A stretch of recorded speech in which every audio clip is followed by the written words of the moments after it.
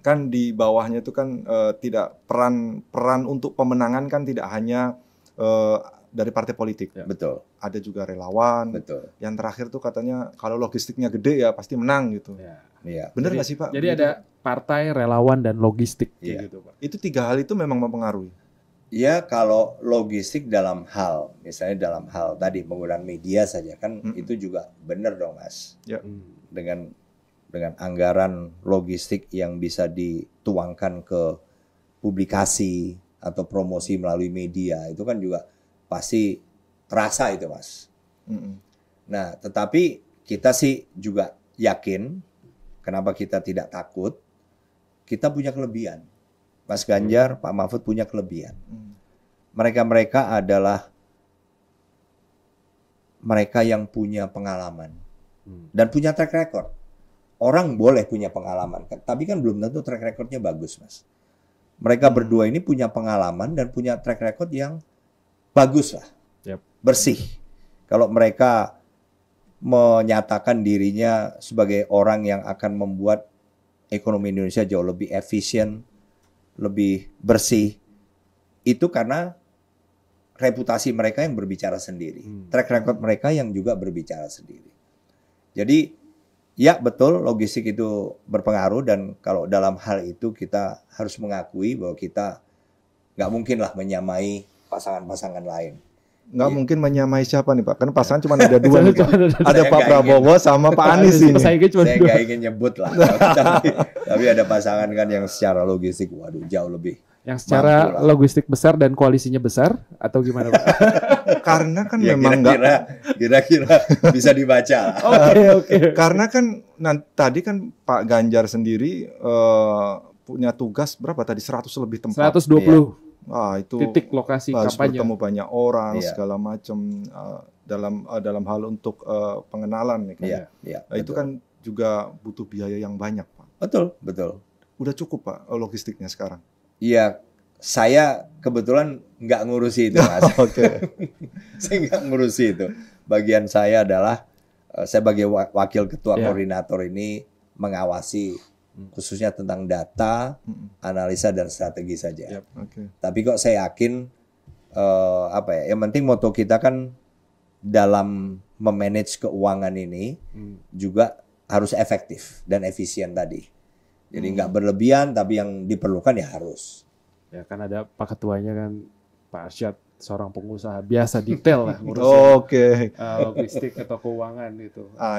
Kalau soal misalnya Pak Andika, soal data dan strategi tadi, yang sudah dilakukan Pak Ganjar karena belakangan ini yang kita lihat adalah belusukan. Ke kami dulu juga sering dilakukan sama Pak Jokowi. Itu efektif Pak? Ya pasti efektif Mas. Justru kan kedatangan Mas Ganjar, Pak Mahfud nanti itu dalam rangka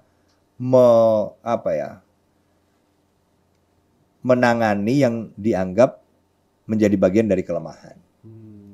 Berarti apakah kekurang kenalan daerah itu, apa kekurang tahuan? Tak kenal maka tak sayang. Iya, itulah kira-kira. Ya, ini ada lagi PDKT ke rakyat gitu sih.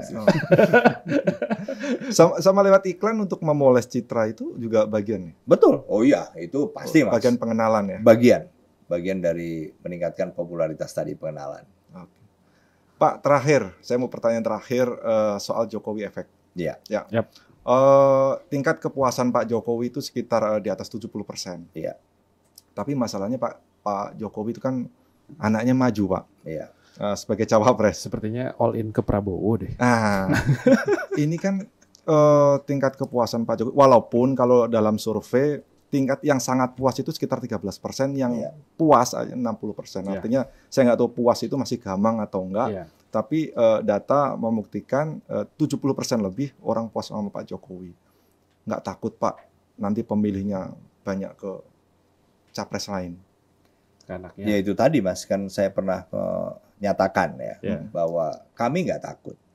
Karena apa? Ya beliau punya reputasi sendiri, punya track record sendiri. Tapi juga kan apa yang dilakukan beliau juga tetap dinilai sama orang. Kita di lain pihak juga punya kelebihan-kelebihan. kelebihan-kelebihan yang tidak dimiliki oleh dua pasangan lainnya. Jadi walaupun misalnya Pak Jokowi memiliki reputasi yang begitu bagus, kemudian approval rating yang juga masih cukup tinggi, tapi kita kok tetap yakin bahwa semua ini kan belum final.